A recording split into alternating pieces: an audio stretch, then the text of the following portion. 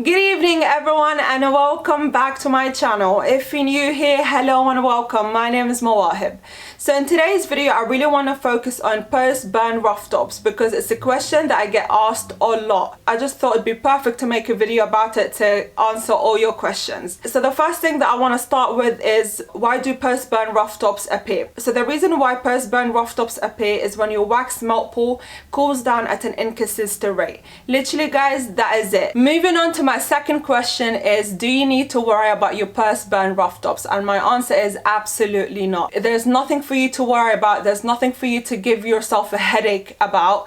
Just accept it as it is. When you're working with natural waxes, either soy wax, coconut wax, it's more prone for imperfections. And what I mean by imperfections is post-burn rough tops as well as you pour your candle. You know, when your candle cools, you get a bit of rough tops or some dips in your wax. That is absolutely normal with working with natural waxes. Now, I can give you an option if it works for your business, or if it works for you, if it really does bother you that much, you can either switch to a blend of paraffin and soy wax, or add a wax additive to your natural wax. But obviously when you start adding wax additive and when you use a paraffin and soy blend, obviously then your wax is not 100% natural anymore. So that is just a suggestion for those of you that really get like bugged about it. But my advice to you is, honestly, accept it as it is. Do not worry about it and do not give yourself a headache about it. Moving on to my third question is, can you sell your candle with post-burn rough tops? And my answer to this, yes, you can. You can 100% sell your candle even if it does get post-burn rough tops. And as a matter of fact, guys, I'm not gonna name any brands or anything. When I used to buy candles before I started making my own, I used to get rough tops in my candles. It just never used to bother me. Like, I don't think I used to think about it that much. It's just when you're working with your own product, you want to make it as perfect and as beautiful as you can, and I understand that. But when you're working with natural waxes, it's prone to have imperfections. So as long as you're happy with your hot throw, with your cold throw, as long as your candle is safe to burn in someone else's home and in your home, and as long as the legal requirements are met in terms of CLP labeling, then you are good to go. Then you sell that candle to the world. Let the world smell that candle. It's okay. Do not get worked up about post-burn rough tops, and if that should stop you from selling, it should absolutely not stop you from selling. So another question that I get asked a lot is, how do you manage post-burn rough tops? I always advise by lowering fragrance load. So if you do 8%, try doing 7%.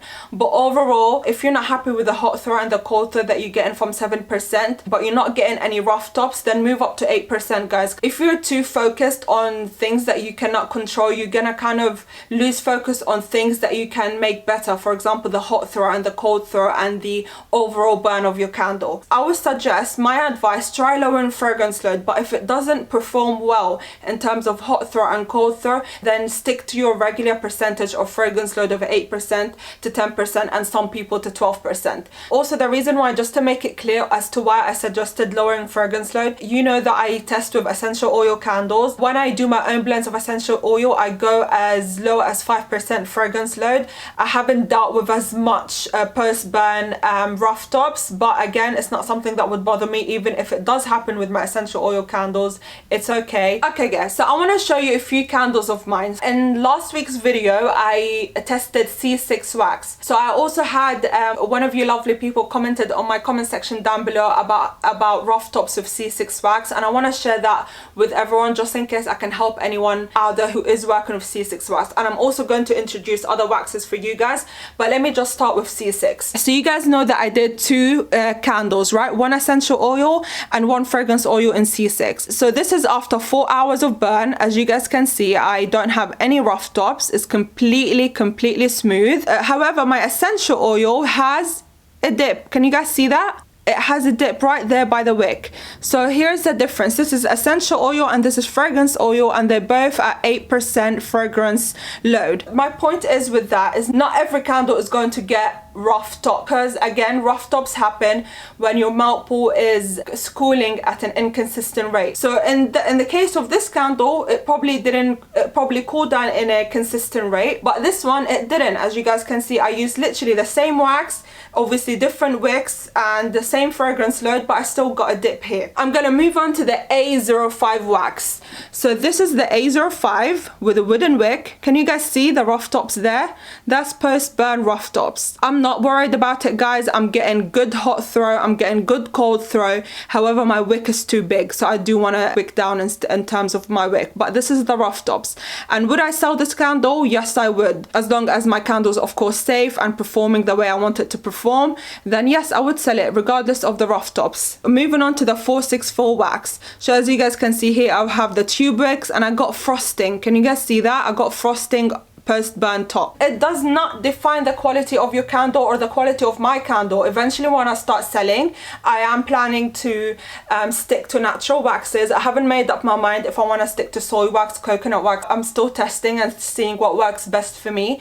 But if I do experience rough tops, it's not something that's going to stop me from selling, because I know my candle is burning well. I have a good wick, I have a good hot throw, a good cold throw, and I'm CLP compliant, as well as all the legal requirements for me selling my candles is met. I hope I made you feel slightly better about post burn rough tops. Again, I want to bring up that there's nothing for you to worry about. It does not define the quality of your candle. Accept it the way it is, and I do suggest that you lower fragrance load. But like I said, if you're not getting a good cold throw and a good hot throw and an overall good performance of your candle, then stick to your regular fragrance load percentage of 8% or 10%, and to some of us 12%. So with that being said, guys, I hope I made you feel a little bit better. I would love for you guys to click on that subscribe button down below.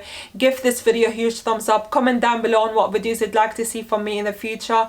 And don't forget to turn your post notifications on so you guys can get notified every time I post. So with that being said, have a lovely Wednesday evening, a great week, and I'll see you guys very soon. Bye guys.